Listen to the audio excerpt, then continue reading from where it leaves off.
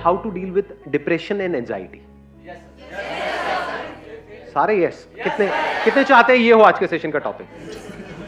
जी, जो depression word है आजकल बहुत कॉमन हो गया है, छोटे छोटे बच्चे भी कह रहे हैं कि मैं डिप्रेस्ड हूँ। हंसने वाली बात नहीं है, और वो दवाइयाँ खा रहे हैं। अब सबसे पहले हमको मिल करके ये समझना है व्हाट इज डिप्रेशन, और फिर देखेंगे कि इसका क्या सोल्यूशन है। क्या ये सिर्फ एक साइकोलॉजिकल सोच है, या फिर इसका फिजिकल जो हमारे अंदर केमिकल जो इम्बैलेंसेस हो रहे हैं ब्रेन के अंदर, उससे भी कोई कनेक्शन है? सर, डिप्रेशन बेसिकली मुझे ये लगता है कि वो चीज़ है जब हम बहुत ज़्यादा एक्सपेक्ट करते हैं और हमें डर होता है कि हम वो एक्सपेक्टेशंस को फुलफिल नहीं कर पाएंगे। वो किसी और की भी एक्सपेक्टेशन हो सकती है, वो हमारी भी एक्सपेक्टेशन होती है। तो जब वो एक्सपेक्टेशन फुलफिल नहीं हो पाती, अल्कोहल ले लेते हैं, सिगरेट्स ले लेते हैं। और सिर्फ सिगरेट और अल्कोहल ही नहीं, मेडिकेशंस हैं बहुत सारी। Yes sir. मेडिकेशन पे हम चले जाते हैं, फिर मेडिकेशन के अपने साइड इफेक्ट्स हैं। बिल्कुल सर। कोई भी मेडिकेशन होती है उसके अपने साइड इफेक्ट्स होते हैं। हाँ जी सर। पॉइंट ये आ रहा है, व्हाट इज डिप्रेशन? पीछे उनको देना मैं। स्टेट ऑफ माइंड पे डिपेंड कर रहा है कि हम नेगेटिव सोच रहे हैं पॉजिटिव। कि जिस तरह से हम सोच रहे हैं, जिस तरह से हमारे फीलिंग्स इमोशंस काम कर रहे हैं, क्या इसके पीछे कोई फिजिकल रीजन भी है? हम क्या करते हैं, हमेशा एक प्रॉब्लम के एक छोटे से फ्रेगमेंट को देखते हैं और उस फ्रेगमेंट पे काम करते रहते हैं। होलिस्टिक अप्रोच नहीं है हमारी। होलिस्टिक मतलब कि हम पूरी तरह से नहीं देखते हैं किसी भी प्रॉब्लम को। मान लो प्रॉब्लम ये है, इसके इतने से एस्पेक्ट को हमने देख लिया या आधे को देख लिया और उस आधे को ठीक करते चले जा रहे हो, क्या उससे वो प्रॉब्लम ठीक हो जाएगी? तो one is psychological, which I agree it is, उसमें कोई डाउट नहीं है कि अगर उल्टा सोचोगे तो फिजिकली हमारे बॉडी के ऊपर रिएक्शंस उस तरह के होने लग जाए। स्ट्रेस होगा तो फिजिकली प्रॉब्लम्स आने लग जाएंगे। बट क्या इसका कोई फिजिकल रीजन भी है डिप्रेशन का? कंसेक्यूटिव फेलियर्स, मतलब that's what I think, due to consecutive failures. एक बार बंदा फेल हुआ, उसके बाद दोबारा होता है, फिर दोबारा होता है, तो then somewhere the person starts to think that it's not just my belief, it's actually true that I am not that able. तो आप अगेन जो आप बोल रहे हो किस लेवल पे है? वो फिजिकल लेवल पे है, साइकोलॉजिकल लेवल पे? ये तो हो गया साइकोलॉजिकल, जिस पे मेरे बहुत सारे सेशंस ऑलरेडी हैं कि फेलियर से कैसे डील करना है, नेवर गिव अप, लाइफ को किस तरीके से देखना है कि एक इवेंट का एंड आपकी लाइफ का एंड नहीं है। क्या इसके पीछे कोई फिजिकल रीजन भी है या नहीं है? फिजिकली कुछ ऐसा हो रहा है हम सबके साथ में जहां पर कोई बहुत बड़ी गड़बड़ है, और उस फिजिकल की वजह से psychologically we are not feeling good. कई बार ऐसा नहीं होता कि उल्टा सीधा कुछ नहीं हुआ है आपके साथ में, मतलब सब कुछ ठीक चल रहा है, फिर भी आपको अच्छा नहीं लग रहा, यू आर फीलिंग बैड। ऐसा हुआ है या नहीं हुआ है? मतलब बिना किसी वजह के ही मूड खराब है, ऐसा होता है नहीं होता है? ऐसा क्यों होता है? फॉर एग्जाम्पल बीमार होते हैं तो अच्छा फील नहीं होता, तो क्या वो साइकोलॉजिकल रीजन है या अंदर कोई बैक्टीरिया है, कोई वायरस है, कुछ कोई गड़बड़ हो रही है फिजिकल लेवल पे? ज्यादातर यही बहुत बड़ी प्रॉब्लम होती है। होता क्या है कि if a person is not feeling good, वो 2-3 दिन तक फॉर एग्जाम्पल बेड पर है, उसका कुछ करने का मन नहीं कर रहा है, that person is feeling sad without any, नहीं वो ब्रेकअप नहीं, वो तो फिर साइकोलॉजिकल हो गया। समझ गए? ब्रेकअप की वजह से बहुत सारे लोग खुश भी तो होते हैं।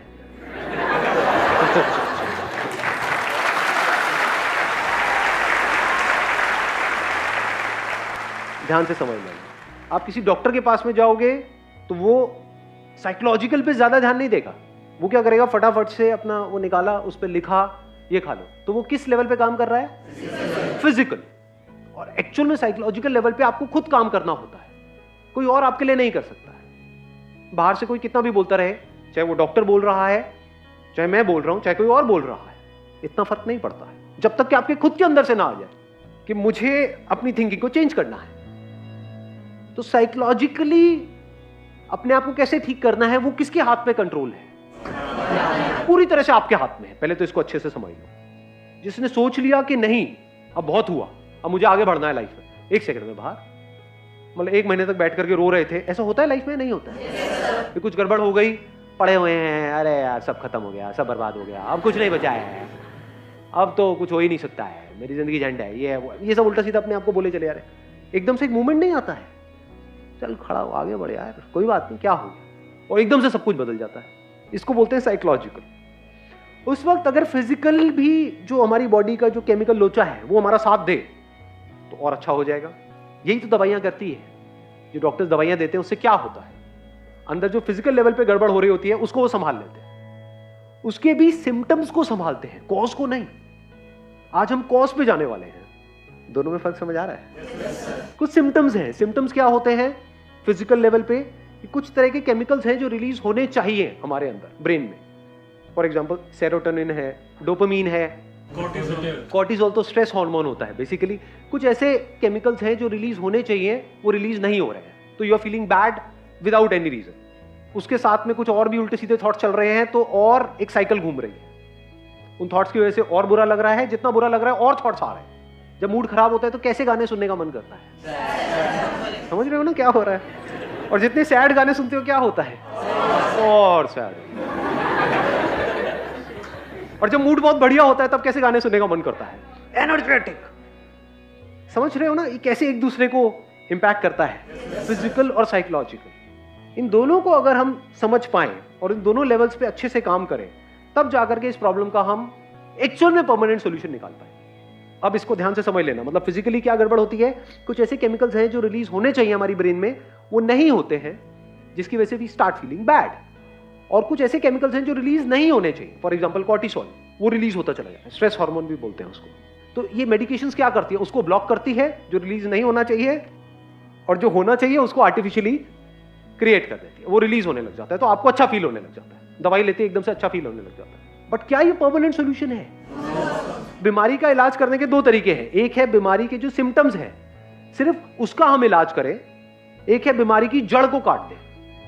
फॉर एग्जाम्पल गाड़ी में आपके फ्यूल नहीं है और आप साइकोलॉजिकली बड़ा अच्छा सोच रहे हो, मुझे वहां जाना है, ये मेरा गोल है, मैं इतनी स्पीड पे चलाऊंगा, सारा प्लान बना लिया, गाड़ी में फ्यूल ही नहीं, दबाए चले जा रहे रेस। तो रीजन क्या है? फिजिकल है, साइकोलॉजिकल है? फिजिकल है। ऐसे ही बॉडी में अगर हमारे फ्यूल ही नहीं है या फ्यूल में ही मिलावट है, तो रीजन फिजिकल हो गया।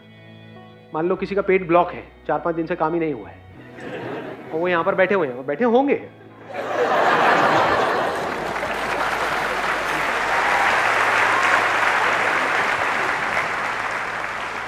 क्या वो ढंग से समझ पाएंगे कि मैं बोल क्या रहा हूं? सब ब्लॉक हुआ पड़ा है। आयुर्वेदा क्या कहता है? हर बीमारी की जड़ क्या है? पेट है। ये पता है हमको?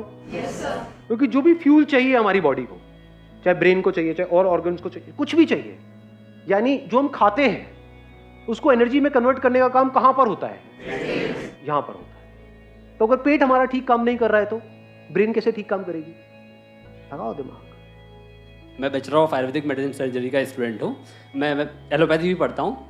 तो जब आप आज बात कर रहे थे तो मेरे माइंड में सारी वही ड्रग्स आ रही थी, anti depressant, anti sedatives, anti hypnotics, जो आजकल डॉक्टर्स देते हैं। हाँ। सबसे पहले सर आपने जो एक बात बोली ना कि रूट, वो मेन चीज़ वही है। मैंने काफ़ी पेशेंट भी मेरे क्लिनिक पर आते हैं, मेरे फादर भी डॉक्टर हैं डिप्रेसेंट के, तो हम लोग क्या करते हैं, उन्हें एंटी सेडेटिव जो ड्रग है हमने उन्हें दे दी, जिससे कि माइंड रिलैक्स हो गया।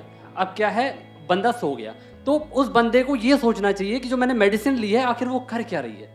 वो ये कर रही है ना कि वो मुझे सुला रही है, तो क्यों सुला रही है, डॉक्टर क्यों कर रहा है ऐसा? वो इसलिए कर रहा है ताकि आप जो है सोचे ना, माइंड आपका ज़्यादा ना सोचे, ओवर थिंकिंग। जब आप ओवर थिंकिंग में पहुंचते हैं ना तो ये सारी चीज़ें आपके साथ होती हैं, तो सब कुछ स्ट्रेस्ड आउट हो जाता है। Stressed out. देखो क्या होता है, जब हम बहुत ज़्यादा सोच रहे होते हैं, सोचते रहते हैं, तो अगर आप ध्यान से ऑब्जर्व करोगे ना अपनी बॉडी को, बॉडी कॉन्ट्रैक्ट होने लग जाती है। जब भी आप बहुत ज्यादा सोचते हो तो सब कुछ कॉन्ट्रैक्ट होने लग जाता है। ऐसा होता है, नहीं होता है? ये जो मेडिकेशन है क्या करती है, जो चीज एक तरीके से सिकुड़ गई है, कॉन्ट्रैक्ट हो गई है, उसको थोड़ी देर के लिए रिलैक्स कर देती है। ऐसे ही होता है? यस सर, यही होता है। एक स्टेप और आगे बढ़ते हैं आप, और बताओ। हाँ, तो सर यही कंडीशन ना, जैसे कि अब आप एंटी सेडेटिव ड्रग ले रहे हैं, तो वो जब आप लॉन्ग टर्म के लिए ले लेंगे ना, तो एक कंडीशन वो आएगी सर, आपको उतनी डोज से नींद नहीं आएगी फिर। ये इसका साइड इफेक्ट, जो आप सर बात कर रहे हैं, डोज बढ़ानी पड़ेगी। हाँ, डोज बढ़ानी पड़ेगी। तो इससे क्या होगी कंडीशन, आगे के लिए हमारे लिए बहुत प्रॉब्लम हो जाती है उस ड्रग से। और एक प्रॉब्लम और है मेडिकेशन में, वो भी मैं यहाँ पे क्लियर कर देता हूँ। मेडिकेशन क्या कर सकती है, एक तो जो आपकी बॉडी स्ट्रेस्ड आउट हुई पड़ी है, ब्रेन स्ट्रेस्ड आउट है, आपके ऑर्गन स्ट्रेस्ड आउट है, उसको रिलैक्स कर दिया। दूसरी तरफ से ये क्या कर सकती है, आपको उठा सकती है, कुछ ऐसे केमिकल्स रिलीज कर सकते हैं जिसकी वजह से आप एक्साइटेड हो जाओगे। ये दोनों ही स्टेजेस अगर नेचुरल ना हो तो खतरनाक है। जैसे कि सर कैफीन होती है, हाँ, जैसे कि हम लोग चाय पीते हैं तो उसमें कैफीन होता है। हाँ। तो कैफीन हमको हैप्पी हार्मोन्स रिलीज कराता है, हमको बहुत अच्छा लगता है। हम लोग क्यों कहते हैं चाय पीनी है, हमको चाय पीने के बाद अच्छा लगता है। हाँ। उसमें कैफीन होता है। हाँ सर, यही सब। राइट। हाँ, एक मिनट रुको, अभी हम और बात करेंगे। नहीं, सही है, क्योंकि टेक्निकली भी बात हो रही है ना। Is over thinking a problem? It is not a problem. क्योंकि कुछ भी काम आपको करना है तो आपको सोचना पड़ता है। क्या लगता है ये जो एथलीट्स हैं, क्रिकेटर्स हैं, जब ये खेल रहे होते हैं, इनकी थॉट प्रोसेस किस लेवल पे चल रही होती है? तेजी से सोच रहे होते हैं, बहुत धीरे सोच रहे होते हैं? तो speed of thinking is not a problem. Thinking is not a problem. अगर उस थिंकिंग में कॉन्फ्लिक्ट है तो प्रॉब्लम है। अगर उस थिंकिंग में क्लैरिटी नहीं है तो प्रॉब्लम है। क्लैरिटी है तो जितना मर्जी सोच लो, कोई दिक्कत नहीं है। जैसे अभी ये सेशन हमारा चलने वाला है, मान लो जितनी भी देर तक चलने वाला है, अगर ये पूरे दिन भी चलता रहे तो मुझे कोई दिक्कत नहीं है। I will not feel tired. तो मैं अभी सोच रहा हूं या नहीं सोच रहा हूं, या फिर रिलैक्स पड़ा हुआ? हाँ, क्या बोल रहे हो भैया? ऐसा तो नहीं है ना? आपने बोला, मैंने सोचा, यहां से मैंने कुछ बोला, आपने बोला, तो एक कम्युनिकेशन चल रहा है। एक के बाद एक हम लेयर्स को हटाते चले जा रहे हैं। मतलब थिंकिंग बहुत ही डीपर लेवल पे चल रही है। तो उसकी वजह से क्या मैं टायर्ड फील कर रहा हूं? नहीं। जितना थिंकिंग में क्लैरिटी आती चली जाती है, हम कॉन्ट्रैक्ट नहीं करते हैं, एक्सपैंड करते हैं। तो कभी भी ये मत समझ लेना थिंकिंग प्रॉब्लम है। तो इन मेडिसिन की वजह से क्या हो रहा है, हो सकता है आपको थिंकिंग की जरूरत हो, बट माइंड इतना रिलैक्स हो गया है, कुछ करने का मन ही नहीं कर रहा है। दूसरी तरफ से ये क्या कर सकती है मेडिसिन, आपको एक्साइटेड कर सकती है। वो जो केमिकल्स अंदर जा रहे हैं ना, उसकी डोज बढ़ाते चले जाओ। इतने एक्साइटेड हो जाओगे, इतना फड़फड़ा जाओगे, होश भी नहीं होगा कि कर क्या रहे हैं। मतलब जरूरत से ज्यादा खुश हो जाओगे। और जब भी आप जरूरत से ज्यादा खुश हुए हो पास्ट में, अपने एक्सपीरियंस के बेस पे बताना, तब आपके साथ लाइफ में ज्यादा अच्छा हुआ है या बुरा हुआ है? तो जरूरत से ज्यादा एक्साइटमेंट भी बुरा है, जरूरत से ज्यादा रिलैक्सेशन भी बुरा है। अब जरूरत कितनी है, ये कौन डिसाइड करेगा आपके लिए? क्या कोई डॉक्टर? क्या कोई दवाई? या आपको खुद को पता होना चाहिए? ब्रेन कैसी होनी चाहिए? जो ना डल हो ना ओवर एक्साइटेड हो, नॉर्मल एक स्टेट में हो।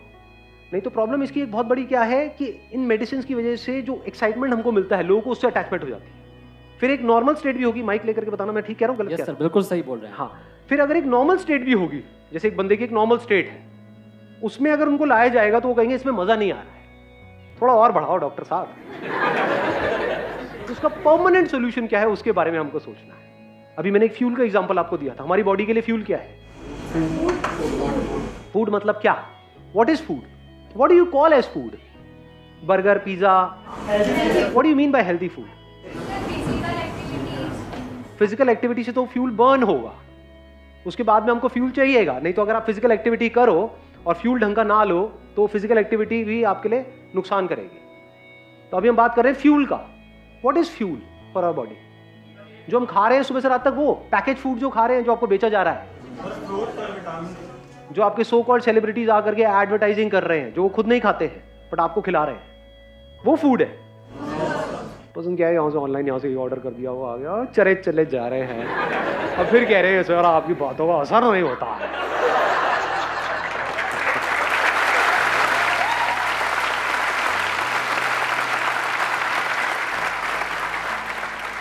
डाइट के बारे में एटलीस्ट बेसिक नॉलेज आप गैदर कर लो। ये जो वाइट चीजें होती है उसको अवॉइड करो। वाइट क्या है? शुगर, सॉल्ट, वाइट ब्रेड, ये सब जो वाइट चीजें होती है ना, उससे थोड़ा सा बच करके रहो।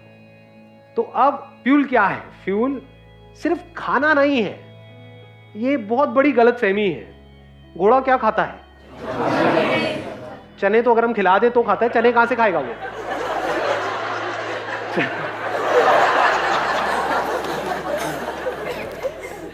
घास खाता है। दम होता है घोड़े में? नहीं होता है। तो घास खाने का कर दी ना घोड़ों वाली बात।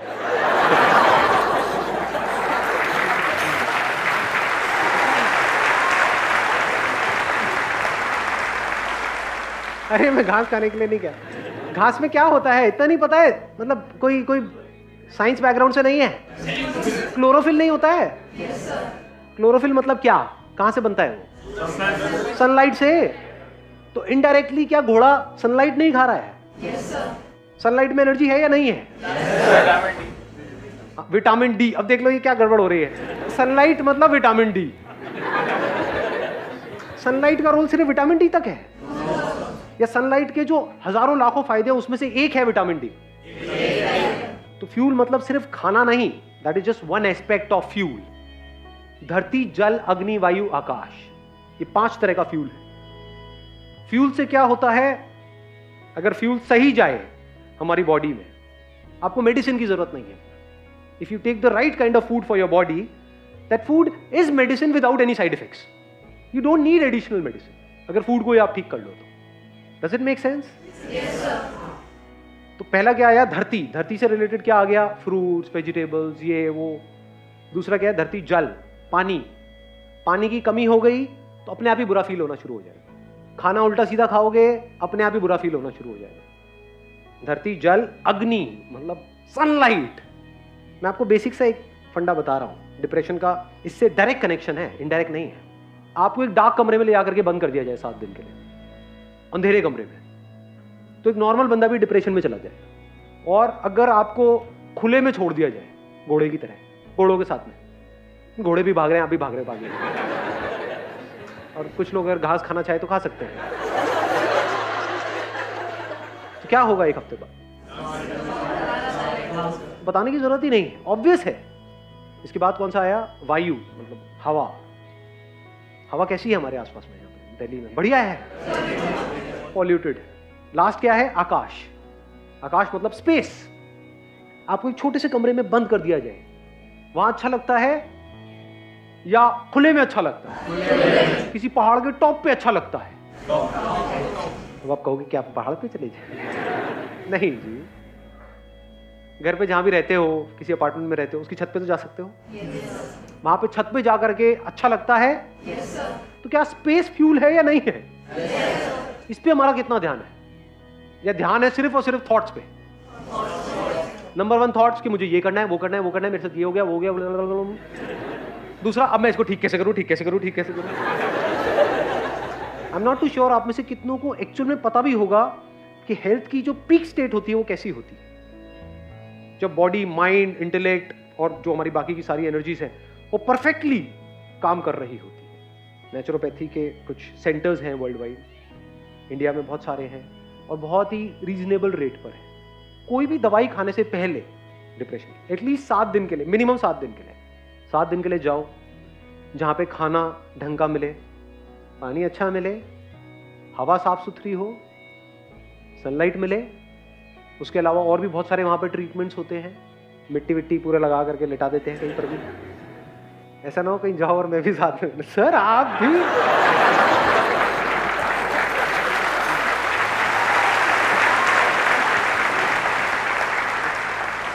पूरी इतनी लाइफ आपकी आगे पड़ी हुई है, उसके लिए क्या है 10 दिन निकालना बनता है नहीं बनता है? गाड़ी की भी हम सर्विस कराते हैं ना। अपनी कितनी बार आपने एक्चुअल में सर्विस करी है अपनी बॉडी की? करते ही नहीं, इसकी तो कहीं बात ही नहीं होती है। बात क्या होती है? टॉप करो, ये करो, वो करो। इट्स ऑल अबाउट करो करो करो करो करो। तो करके भी इन खचरों का कुछ होता नहीं है और रोने लग जाते हैं तो सर ये तो कर लिया लेकिन, सर लेकिन, सर लेकिन, लेकिन।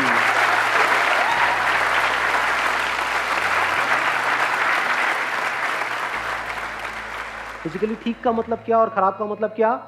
डिस ईज, इसी में इसका मीनिंग छुपा हुआ है। Dis ease, when you are not at ease, that is disease. जो भी आप गड़बड़ कर रहे हो फ्यूल के लेवल पे, वो गड़बड़ करनी बंद कर दो तो बॉडी अपने आप ही एट ईज हो जाती है। Once you are at ease, mind clear हो जाता है, तब आप डिसीजंस ले सकते हो अपनी लाइफ के। और वहां पे जा करके आप ये सोच भी सकते हो कि यहाँ पे जो भी मैं अभी कर रहा हूं 7 दिन तक या 10 दिन तक या 15 दिन तक, उसको प्रैक्टिकली अपनी लाइफ में अप्लाई कैसे करूंगा अगले 1 साल तक। नहीं तो वो 7 दिन 10 दिन एक हॉलीडे की तरह हो गया, बेकार हो गया। You got the answer of this particular problem? क्योंकि हो सकता है अभी आप में से कोई इसको फेस नहीं कर रहा है, लेकिन जिस तरह का हमारा लाइफस्टाइल है, जिस तरह का स्ट्रेस है, जिस तरह से कॉम्पिटिटिव एनवायरनमेंट है, आने वाले टाइम में आप सब इस सिचुएशन को फेस करने वाले हो। तो इस प्रॉब्लम को फेस करने के लिए, यानी साइकोलॉजिकल लेवल पे जो गड़बड़ है उसको फेस करने के लिए बॉडी आपका साथ दे तो बेटर है। Wish you all the very best. Thank you so much for coming.